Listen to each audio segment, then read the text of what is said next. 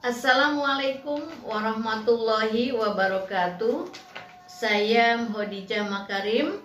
Topik kita kali ini adalah mengenai judul skripsi penelitian tindakan kelas atau PTK. Nah, baik teman-teman sekalian, saya ingin berbagi pada teman-teman sekalian yang akan meneliti tentang penelitian tindakan kelas atau PTK. Nah, pada kesempatan ini saya akan sampaikan nanti contoh-contoh ya, meskipun tidak menyeluruh, tapi akan saya sampaikan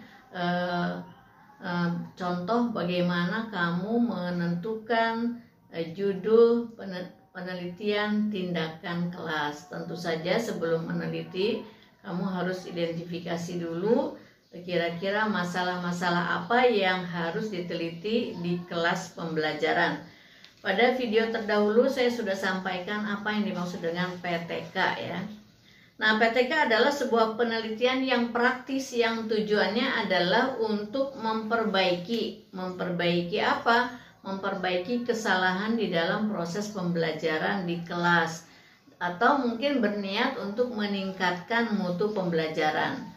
Misalnya, saya tidak akan memperbaiki, tapi akan meningkatkan yang sudah baik, ditingkatkan menjadi lebih baik ya, jadi mutunya lebih tinggi.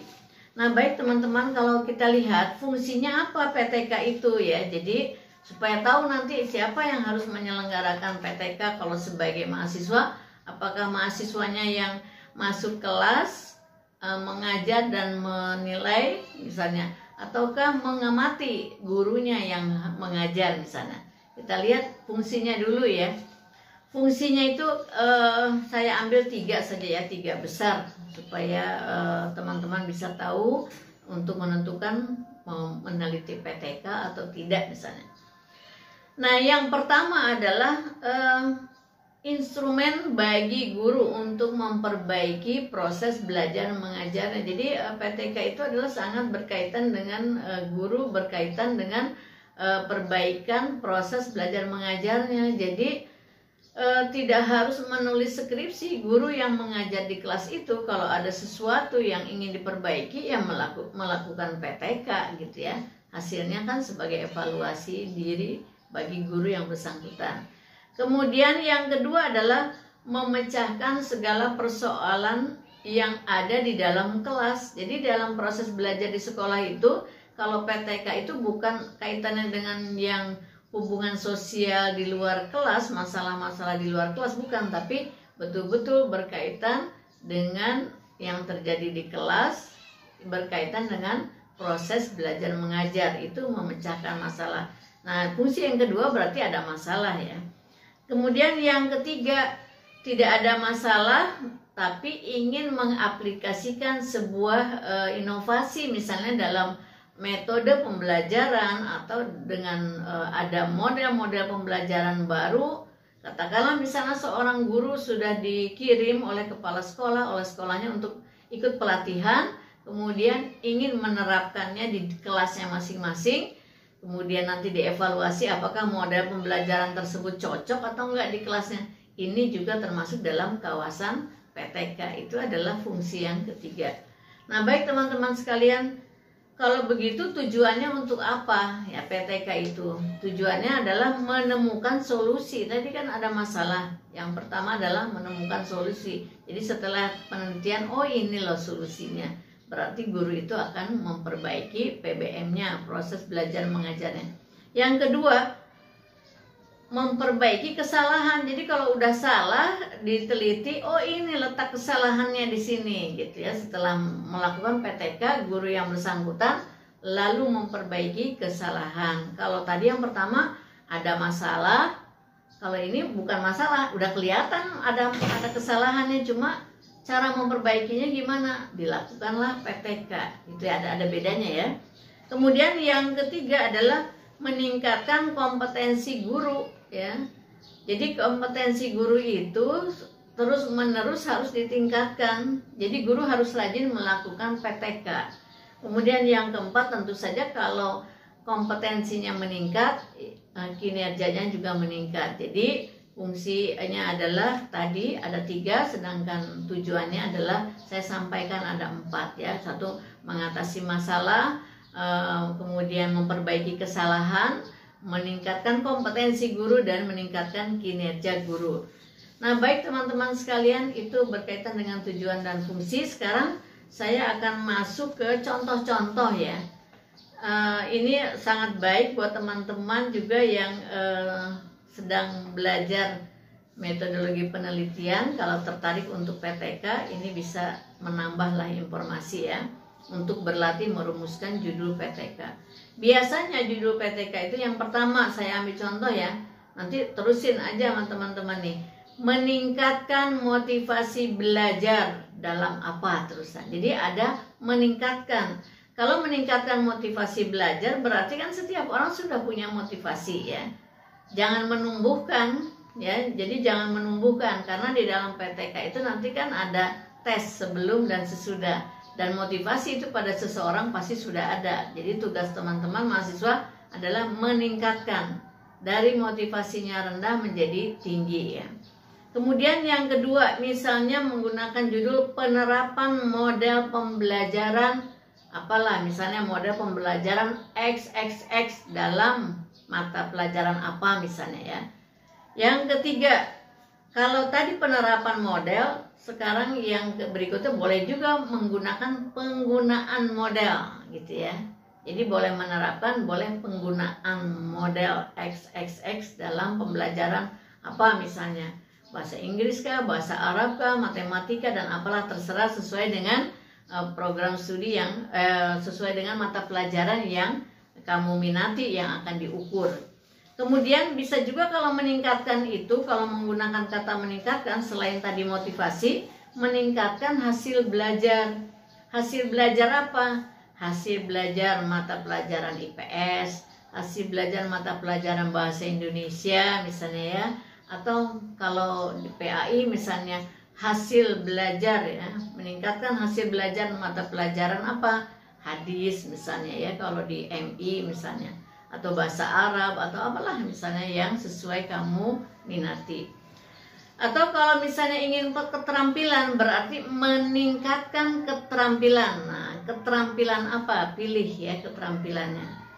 Nah, baik teman-teman sekalian, yang berikutnya kalau misalnya setelah meningkatkan, kalau kita ingin aplikasikan sesuatu, berarti aplikasi pembelajaran. Nah, terusin ya, aplikasi pembelajaran apa pada mata pelajaran apa. Menggunakan kata aplikasi juga itu masuk dalam rumpun PTK. Nah, selain aplikasi yang masuk dalam PTK itu adalah implementasi ya.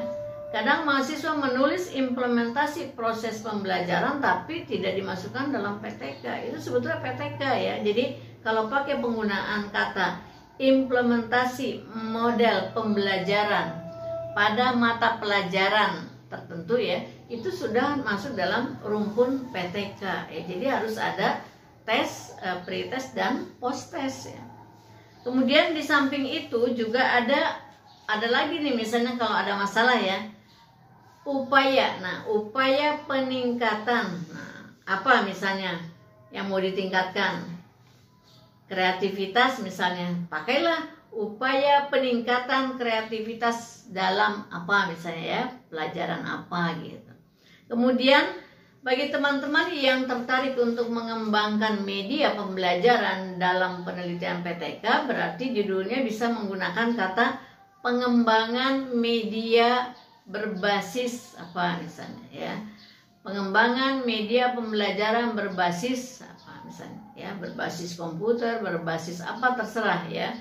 Kemudian itu yang berkaitan dengan pengembangan media pembelajaran.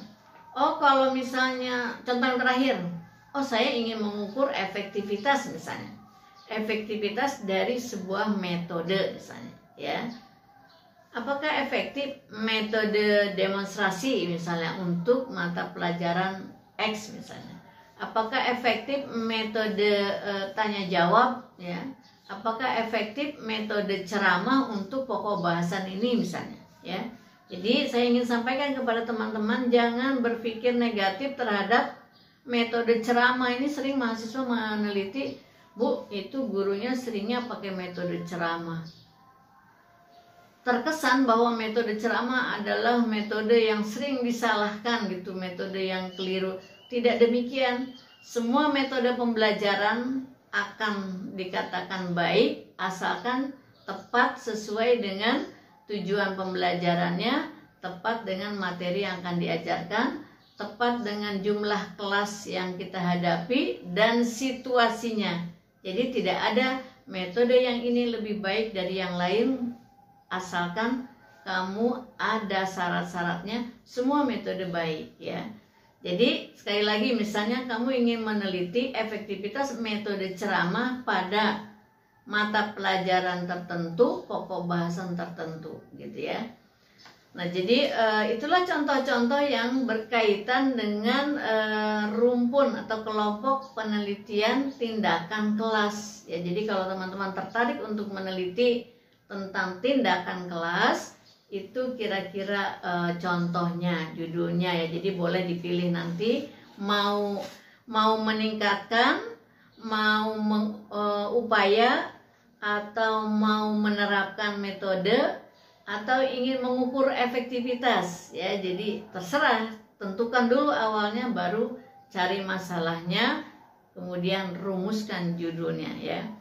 Nah, baik teman-teman sekalian, terakhir saya tutup sekarang. Lalu siapakah yang melaksanakan PTK itu? Kalau teman-teman sebagai mahasiswa, tentu yang ideal adalah mahasiswa yang bersangkutannya mengajar di kelas yang dianggap punya masalah, lalu akan dilakukan PTK di kelas itu. Tetapi ada yang kedua, kamu tidak melakukan PTK di kelas itu, tapi guru bidang studinya ya. Misalnya guru matematika, guru bahasa Arab. Nah, teman mahasiswa tidak menguasai materi matematika, tidak menguasai bahasa Arab misalnya. Ini ada dua ekstrim nih, saya kasih contoh. Misalnya ada yang berminat tapi tidak menguasai. Nah, biarlah guru kelasnya atau guru bidang studinya mengajarkan bidang studi matematika dan kamu mengobservasinya. Lalu pada saat tesnya kamu melaksanakan bersama-sama dengan guru bidang studi tersebut. Nah, nanti yang menganalisa datanya, pretest dan posttestnya mahasiswa sendiri yang melaksanakan PTK gitu ya. Jadi nggak usah bingung kalau misalnya kamu melihat ada masalah di program di mata pelajaran tertentu tapi kamu tidak menguasai materi tersebut. Biarlah guru kelasnya, guru bidang studinya yang mengajar, yang melaksanakan ujian tersebut ya, artinya melaksanakan tes-tesnya. Kamu bersama-sama dengan gurunya ya. Saya ulangi, gurunya yang mengajar, guru yang melaksanakan uji coba, kamu mendampinginya, kamu mengobservasi, tapi kamu yang menganalisis datanya. Berapa nilai yang pretest, berapa yang posttest, berapa kesenjangannya, apakah ada peningkatan atau tidak, apakah masalah bisa teratasi atau tidak. Itu mahasiswa sendiri yang melaksanakan penelitian, yang menganalisa datanya ya. Jadi guru hanya membantu dalam konteks kemampuan di dalam kontennya saja. Jadi kamu bisa berkolaborasi dengan guru bidang studinya. Baik teman-teman sekalian, demikian saya ingin mengajak teman-teman, terutama bagi yang sedang kuliah metodologi penelitian, bagaimana mengenal judul-judul yang masuk dalam rumpun penelitian tindakan kelas. Semoga bermanfaat. Sampai ketemu di lain kesempatan. Assalamualaikum warahmatullahi wabarakatuh.